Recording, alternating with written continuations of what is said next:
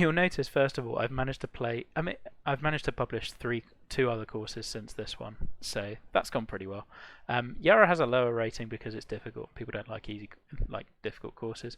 It is criminal that each of these have some more plays than what you call it, Resmando. So yeah, definitely should go up there. Ballyhoo Park. Ballyhoo Park was great. Really enjoyed it. Little lag city. Went well. Right. So we can talk about my one then. And one of the things I'm going to do is I'm going to play it on a different tee, because although I did set it to be default, like I want people to play from the blacks, you can play it for tournaments. Either blue, white, or black will give you some slightly different angles and things like that, which I think is it's something that Q came up with. But all three of these settings are tournament tees, which I thought was a fun little thing to add in. Now I can't remember which tee and which pin combo I went with, so it might be that I screwed myself over with this one. But let's go with blue and pin 2, I think. Love West going with the trash talk already. Love that. So yeah, in this one, I mean, judges will be able to comment, but so the way we set this up was within the Discord. There was a channel that JC and I just didn't go into, where they put in all of their marks and things. So I went back into it at the end just to get a few comments on some of these on our two courses, just to pick things out. Honestly, there wasn't much. I think technical slightly went to Yarra. Aesthetic, both were really high. Playability kind of depended. Some judges really preferred Resmando and the options it gave you into greens. Like on your approach to there were more options, I think, for Resmando than there were for Yarra, whereas Yarra, I think, placed a bit more premium off the tee, and it kind of depended on where people went with that. So what I'll really do with this one is I'll talk through, I guess it's going to be a different type of critique, because this will be the self-critique, and I think in many ways this probably makes the best sort of tutorial, because when you go through your own course, and I can tell you all the things that I'm not 100% happy with, and you may not see that. So the first hole, I think I definitely redid these bunkers. There was originally one down here. This one was a bit further up. This one was it was one slightly weirder shape. The concept always stayed the same. It was a lion's mouth where you either go right or you go left, depending on whether the pin is right or left. This green, it was probably the first hole I ever built in this course. And I'll be honest, I envisaged it playing a little bit better than it does. I'm not totally happy with the green. I think it works, but because of the size of the green and the slopes I wanted to put on it, the bunkers don't really come into play unless you put the pins right in this part, which meant that this bit of the green was kind of redundant. So yeah, don't think I totally nailed this one. Happy with the bunkers. I could have resculpted the ones near the green. This one was an absolute nightmare to try to get right, and I think I about got it, but it took ages. One of the other changes that we went on that I know some of the judges commented on and really didn't like was the lighting and the fact that it's quite low. In actual fact, that ended up being a must, because when you put it to clear, you notice that all of the colours of the trees are very different, and it looks just really quite jarring and hijack in the sense that it drags your eye away from what you want, whereas here it's far more cohesive and everything kind of looks similar tones, which makes you really focus on the golf hole, which was what I wanted. Got a good angle into the first. Okay, as long as if I'm short left, I'm fine. If I am long right, I'm dead. Long left, not great. And I wanted this course to always have that's a dreadful swing.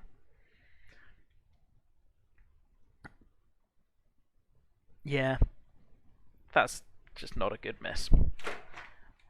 With this course, what I really wanted was that you had a lot of green to aim at, but the targets for getting pretty close were pretty tight.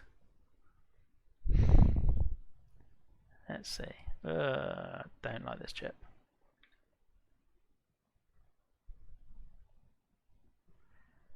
No, Maddie, we've done Yoho already. And yeah, I did also originally like the idea that the first green was just I normally make my first holes try to give you an opportunity to make a score. There's a couple that I go differently on, but like I'll often try to open with a par 5. I wanted this one to be a trickier one and then 2 to be the easy.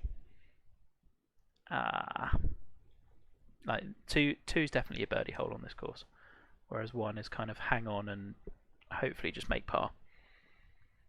No, I'm not a huge fan of the planting, totally distracting, but it should look great when you look at it. And I am really happy with the aesthetic. There's a few parts where the lack of meter really hurt, and I hit 100% worryingly quickly, mostly because there's a lot of buried trees for this little bit of scrub and things like that. But I wanted to do more of these little highlight grasses. So you see the yellow and that little step one. Just ran out of meter for that. There are birdie holes on this course. This is one of them. Again, like I love the way this planting encroaches into the bunker. These 2 bunkers I never quite got right. I wanted them to be really imposing off the tee and it to be something that was kind of a heroic carry.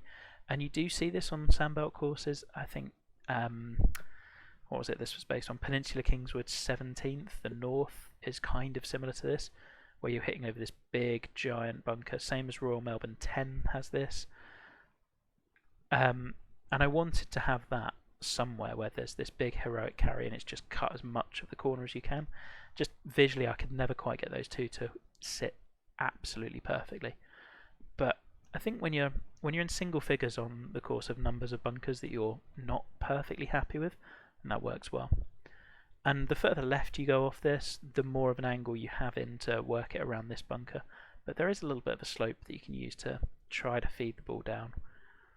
In all honesty though, if we're long, that's okay. Yeah, there's that as well. I mean, there's many on Melbourne. I think we'll go dead at it and see what happens. Yeah, the slow is not what we're after, but right is okay.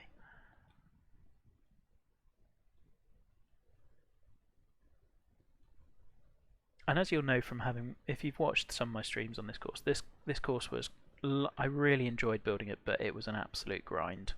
It just took forever in terms of some of the planting and the detailing, and I learnt a lot while doing it. But when you put that many constraints on the sort of course you can make, like there's going to be a few that don't quite work out how you'd wanted it. Yeah, 10 is the very short par 4 where you've got that big bunker right in front. So like, I meant more in terms of you've got that really deep hazard. So yeah, here's an example of the tees changing angles. So normally we'd be playing from back here, whereas the blue tee is over here, which gives us a different angle, and like particularly for a back right pin would be a really fierce combination.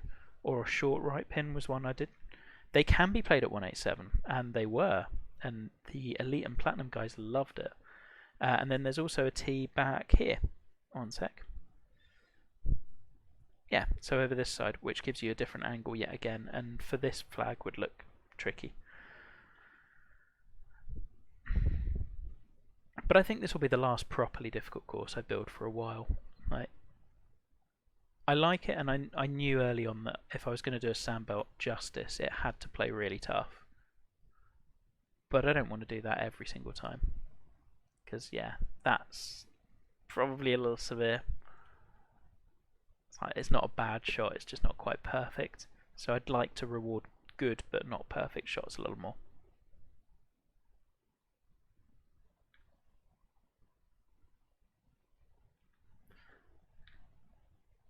Oh, nearly missed a tap in.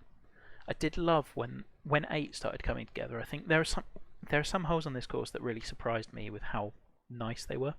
This is another fun one where it's just a completely different angle off the tee.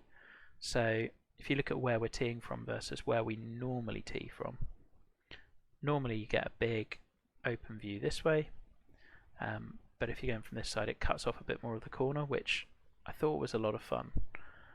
The best line into this green was from as far right as you possibly can, but actually for this pin you could kind of go pretty much either way. Middle of the fairways you can leave your hanging lie, so not ideal. Oh, that's more okay than I thought it was going to be. again, this bunker complex I like. I don't think I 100% nailed it, but it's close enough. Like there are some times where you just accept it and move on. Oh, go a little. There we go.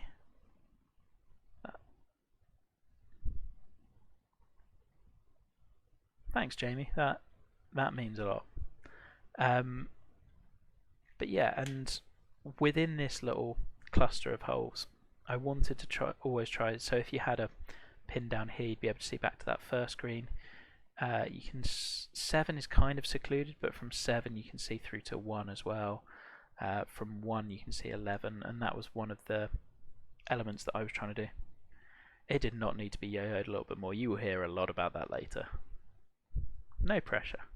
Don't go worrying about that for the next 3 hours or so.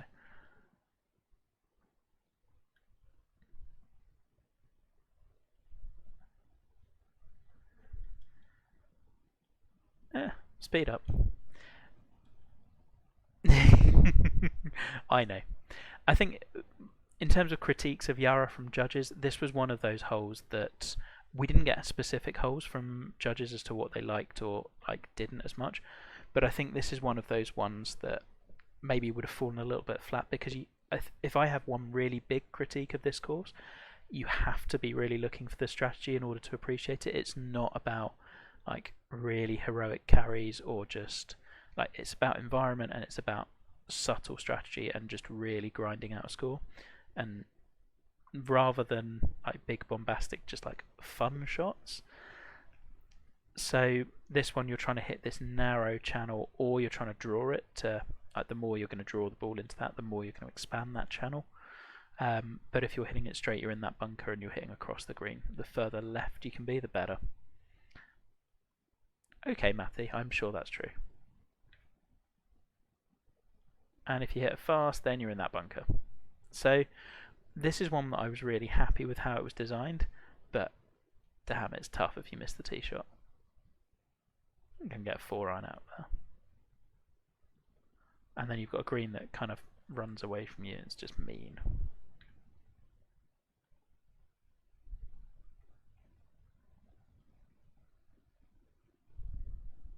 Yeah, I was going to say I would have hoped that would have stayed on. I was very worried about the greens as well because I wasn't sure if they were over the top. I think they're about right. For the difficulty I wanted, they're it's tough to get the ball close, but you feel you've earned it when you do. Yeah, which I'd like to get away from a touch.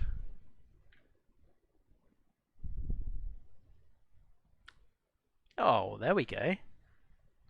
Planting looks great though.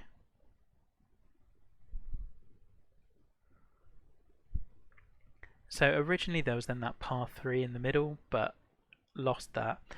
This hole, I remember Jizer saying he felt this one would have played a lot better without this little bunker, and I totally agree. I also would have, what I think I maybe could have done that would have made this a bit more interesting, rather than having a bunker at the front of the screen, having a swale I think would have been more interesting. I just think this central bunker, it's the only one on the course. It was in my drawing when I originally designed this hole. I don't think it really adds anything. It just compartmentalizes it. It sort of comes into play if you lay up, and yeah, the front nine's easier for sure than the back. It's sort of basically making you be really cagey with the layup, which I'm not sure if I really wanted to encourage. Now for this pin, to be honest, I never loved this pin, but I couldn't think of anything better to do with it. And I think really it's just going somewhere quite far down there. Front bunker is always a good miss. This is pretty much your perfect shot for that pin. He says, hopefully just landing in splash shot range, nice and straightforward, make your putt and move on. And there we are. But yeah, this is one of those holes. You sometimes get some of them that in my head this was an absolute showstopper and was going to play probably one of the best on the course. Never quite panned out like that. It's a really good hole, but it's not quite that wow factor that I thought it would be. Jamie and I have chatted about this one as well. This one's one that I was originally making. When you know to look for it, I was originally making this thinking it was going to be the 19th, and therefore it was a slightly different type of environment. And if you're really looking, this one's a bit heavily planted compared to the others. Like, it's a little bit overdone here. What I think I really needed to do was expand the tee boxes a little bit more, give a little bit more space away from the planting, and we go from there. So now, does it play well? Oh, no, no, no. Lost Souls, this is how you get better. You become really critical. Like, this is if if you're looking at a course and thinking it's perfect when you published it, you've missed something. I did really like this. This was based on a hole at Metropolitan. It might have been their 19th, I can't remember, and just really loved the way it looked. But it is definitely a little bit different in atmosphere if you're really looking for it than some of the others. As a 19th, I felt it worked. As this, when it became more on the overall, maybe a little dense. And again, this is another one where there's different tee boxes. This one's just a bastard, particularly pin 1, which is back here. You've just got to hit a draw. You can't roll down here. There's a pin here, which is mean. One down here, which is a great pin because you just use the slope to roll down. And then this one, that's good. Well, there we go. Added to the Inspired by Fast. Yeah, go and look it up. It's similar. It's different. Thing is, I'm honestly just not that good at replicating holes exactly, so they'll always start out and I'm trying to make it look exactly the same, but it veers off so quickly.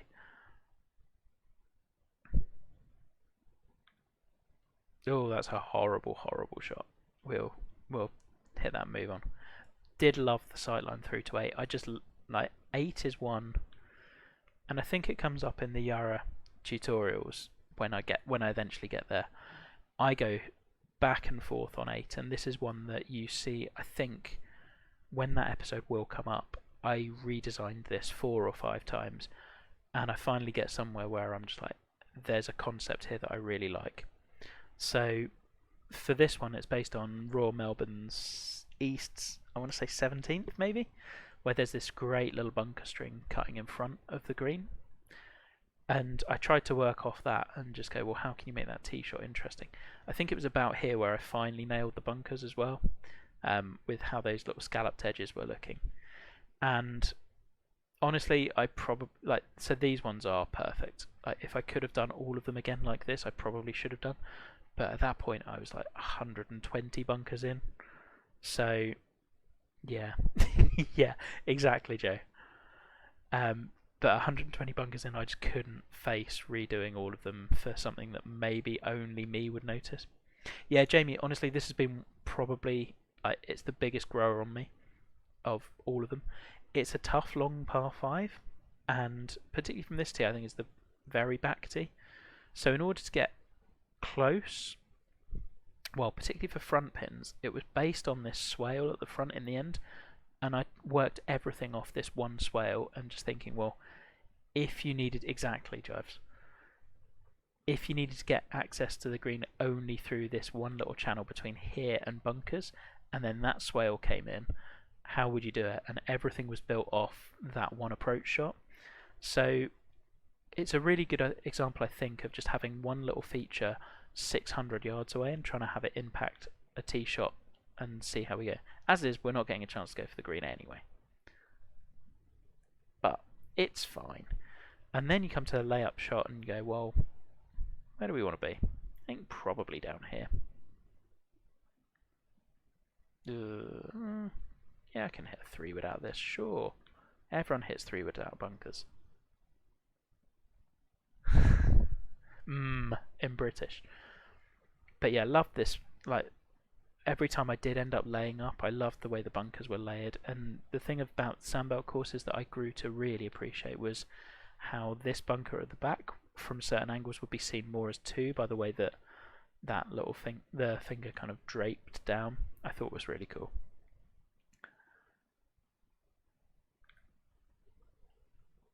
Might need to sit a little.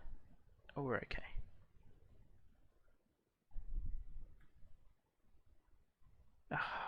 Needed that. And the little town on the left, I wanted to do more with, but again, meter was a killer. We now come to by far and away my least favourite hole on the course, and this is one I eventually just settled for. I like the way these look aesthetically. I don't like how they play. I don't like the fact this just feels a bit gimmicky that you're kind of hitting a tee shot between two bunkers, and it plays okay. Yeah, this one never worked for me. But I needed a longer par four. I needed something that just forced you into kind of like a bit of a narrows template, because we'd had so much width before. The way I originally envisaged this playing was I did the tee shot first and then moved the green. So the green was originally down here, but when I built the clubhouse, I came up with this better green site. I don't think so. Maybe. I don't know. I don't think I've got a little fella riding a unicorn. It's news to me if I do. So I kind of always wanted you, when I was originally designing the tee shot, to play into this cluster of bunkers, or to try to flirt with getting between the two. Problem was, when I moved the green, it just became a bit too long of an approach shot, and I really should have remodeled it, but I just couldn't be bothered. And I just didn't really think anyone would notice other than me. And it kind of proved to be true. Jaiza noticed, and that's the only person. But Jaiza and I have very similar eyes for courses. You then so yeah, even if you're not nailing your tee shot, you're looking at 200 yards into a green that's front to back and just a real bastard. I think this hole is not where I wanted it to be, but it's okay, and we might still be able to get something out of it, because I think slope should bring that round, or we're in the bunker. Yeah, it's not a bad miss.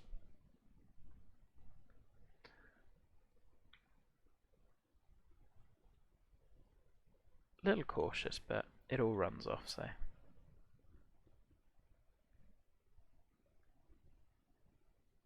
Oh, there's a putting stroke. So yeah, 1 under on the front nine's great. I mean, we are definitely ending up over par because the back nine is brutal. And like, yeah, particularly 17 and 18 are a really tough finish. 10's a favourite, just because it punishes people who don't think and just go for stuff without considering what's going on. I made it so that you could always see the flag off the tee, because I feel that on this sort of hole that's really important. Essentially, where you want to be is almost anywhere here, so that you've got a full wedge in, but it's hard to resist the temptation to try to drive that little bit or this little bit and roll through into the heavy rough and give yourself the worst possible angle in. It's also hard to take ego out of the equation and just go, I'm really just going to hit like a 4-iron off the tee. But the best shot you can hit. 4-iron down the left for this sort of a pin's ideal. Gives you a full wedge in, which you can stop and spin pretty easily. You've got 2 slopes that are going to help you. As long as you're not pushing it way right, you're probably fine. But I think I really wanted a hole, particularly after a long par 4. I wanted something that tried to make you take ego out of the equation, and I've hit a terrible shot. So, oh well. But as is, like, what's the worst we're getting? We're getting a 4. So, it's not too bad.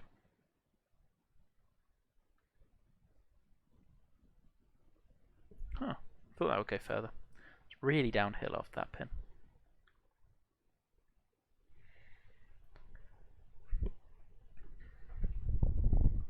So yeah, now you can start seeing all of the things that go through my head when I am critiquing a course, and also you start seeing, of those critiques, there's certain things that I just ignore and go, you know what, even though that may not be perfect, it's good enough. This hole's a bastard. I think it plays a bit too hard. Partly because I think around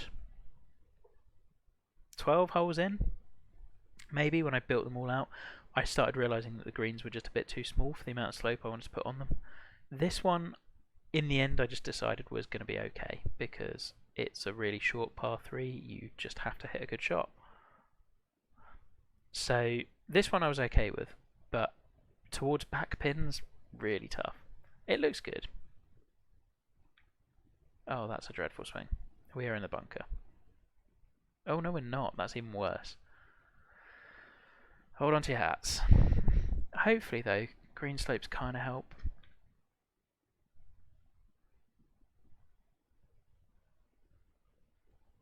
And they do.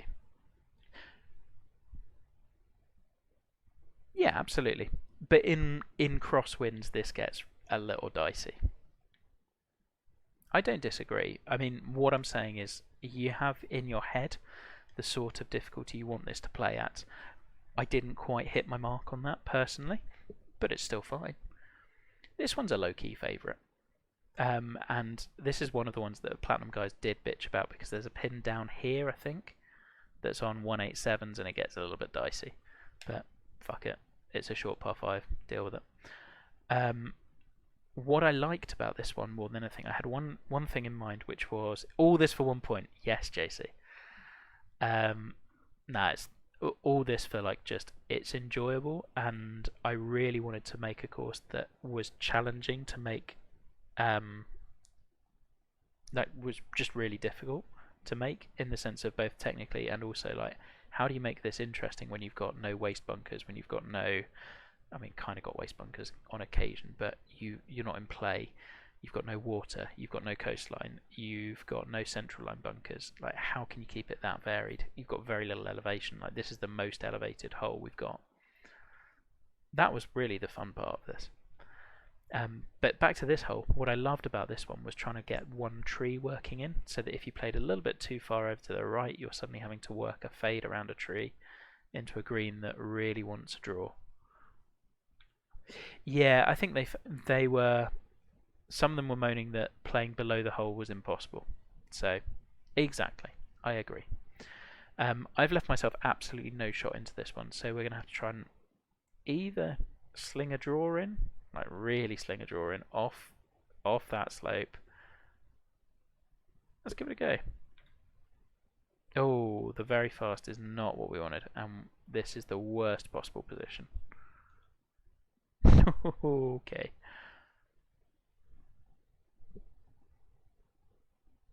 Below meaning short of the green. Yeah, I mean, I've not listened.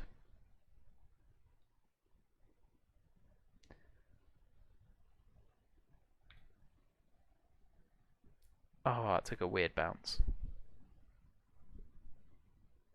That's unfortunate.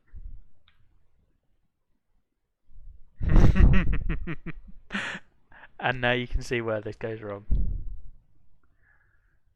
Got greedy. Got greedy on the approach shot, put myself in an awful position, and you get a bogey. And that's on the easiest hole on the back nine. Shame. And from the easiest hole on the back nine, you go to probably the trickiest. Again, I don't know if I needed the bunker in front, but I quite liked it more as a visual hazard than anything else. I never really wanted it to come in play too much. So this one was always, you have this sort of plateau. You can see the camber in the fairway there. You have a flat plateau if you take on those bunkers, which leaves, and it says a lot in this game that to make a long par 4, you have to make it over 500 yards, and even then, I'm hitting a 7 iron or a 6 iron in. It's probably a 7 iron. It's so tough to make long par 4s in this game without them being ridiculous. That bunker could have come out a bit better.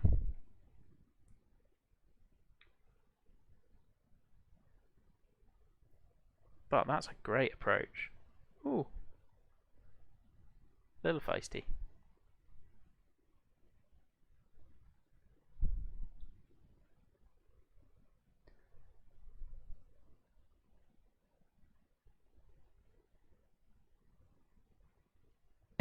Yeah, I've set up my bag nicely, haven't I? Oh, that needs to go. Damn it. I mean, it's not a difficult par if you play it sensibly. Hey, Dan. Welcome back.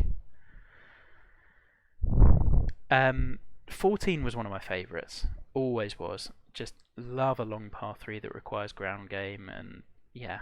And again, like for a long par 3 for this, it plays differently on each pin, but this one I can probably get away with hitting 5 iron. There's a little subtle mound that you can use to feed the ball in this way. You don't want to be long and right, really. Oh, am I? Whoops. Oh well. It's fine. Ah, didn't quite catch it. Thanks, Blue. That's good to know. I couldn't So, no, it should be this one. Weird. Oh, so close. Well balanced game indeed. Still at even. It's not too bad. I mean, I'm going to lose 2 shots on 17 and 18, so this one was fun. I again, like, you go really into self-critique mode. I don't know whether this hole really fits, in the sense that you've got a very long, narrow green. Based on Streamsong Black 2, which is a hole I've always wanted to do a spin on and never quite found somewhere I wanted to use it. In many ways, this one is possibly a little bit forced because I came up with an idea originally that I later realised was an exact carbon copy pretty much as 7, and I had the same... Oh, weird. It should have done.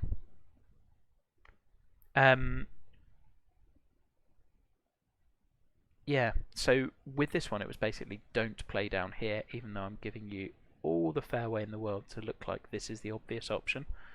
The further you play down there, the less green you've got to work with, the more you're pitching across a slope, etc, etc, etc. Whereas the further left you can go, and we're on a tee slightly further up today, we should be able to bomb just over there. That might be a little bit dicey and run off, but yeah, it's probably going to run into heavy.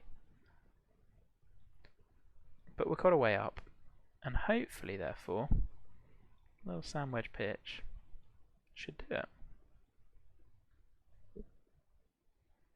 See you at midnight, Jamie. Oh, that's leapt on me. Damn.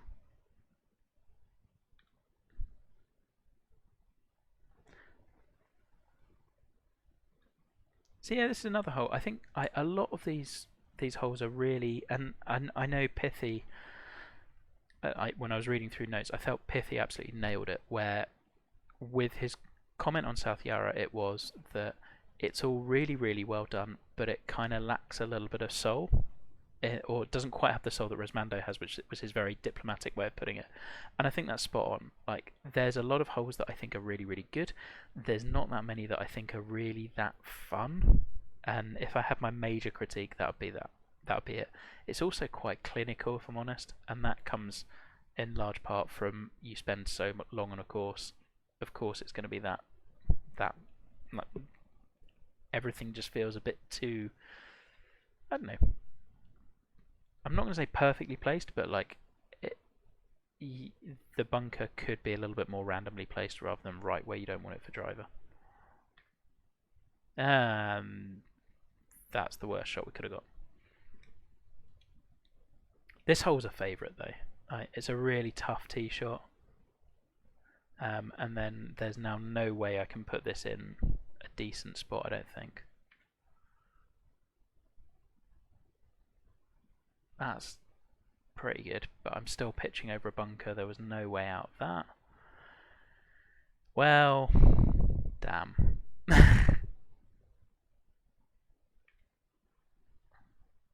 Had to hit fast to be sure of getting over, and there we go. We've made a birdie. Alright, one shot to play with through 17 and 18. 17's a bastard as well, like just a subtle one, but you've got to get as close to these bunkers as you possibly can. I think I could have sculpted those bunkers a little better looking in hindsight. I would have been nice to see them look a little less flat off the tee. And then the green all floats right to left as well, so just the more you cut off of the tee, the better. But not that much, because we're in a bunker. Still. Yeah, the complaints on Platinum this week, I think, are... They're not quite at Shoreditch level. But, yeah. I mean, did you message Petty conditions, or did you just make it up? I'm assuming he probably just made it up and didn't get it rangered.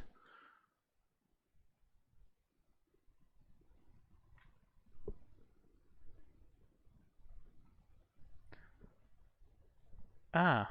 Oh, damn. What, are they just posting them on the society? That's always boring. Right. 1 under going into 18, and 18 is just a brute. With hindsight, this play's a little tough, but I think I wanted a really tough 18th. I probably should have given 17, made 17 a little bit easier. Shoreditch is a high bar, for sure. Shoreditch on Platinum is probably my favourite week we've ever had. That could be good or it could be in. Oh, we've squeaked past. This pin, don't love. Still, we'll give it a go. But I do really like the sightline on 18. I like that when you zoom in you see 1 again. That was something I wanted from the very start. It didn't quite nail it as much as I could have done, but close. Oh, please don't update it. Just publish as is. Well, there's the swing we wanted. Just hit the spine feed just over. Oh, we've got it. There is the shot.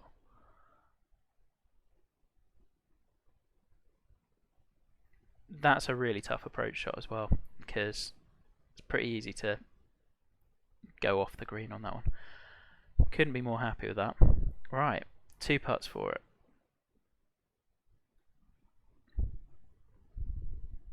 How about 1? Oh, still close. Oh yeah, and the clubhouse is quite nice. So yeah, I mean, in terms of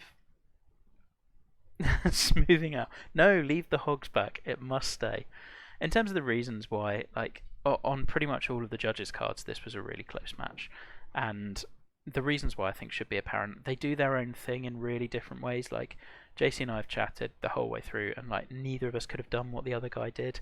Like I can't do his wild creativity and just like that crazy level of fun and just random stuff that he does and pulls off so well. And he doesn't have the patience for this sort of stuff. So that's kind of where it ended up. I'm pretty happy with that. It's a relative like, but what I did feel, even though I tried to incorporate shed loads of half pars on the back nine, I would have a ton of playtesting rounds like this where there were loads of. I just got loads of pars on here. I didn't get very many birdies or bogeys, and I really want to change that on a couple of future courses because pars just don't. Like pars aren't as much fun, and I don't. I need to think about exactly how that happened or why that happened. I think it's probably the greens, and having probably too many hurting slopes versus helping slopes. But we'll get there. So anyway, that is the end of the playthroughs for Dream Team, and like this was a different one in terms of what it was supposed to be. For some reason the chat hasn't come up on screen, which is really going to annoy me when I upload it to YouTube, but there we are. Now, in about 3 hours and 40 minutes time, we are going to have our stream on McConnell's channel.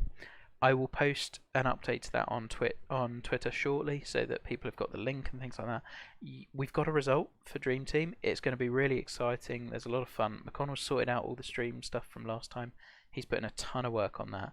Like, it's been a fantastic contest with the best crop of courses that we've ever had by a mile. And yeah, the result's going to be a lot of fun. So we'll see you hopefully later. So that's midnight GMT. So yeah, see you later.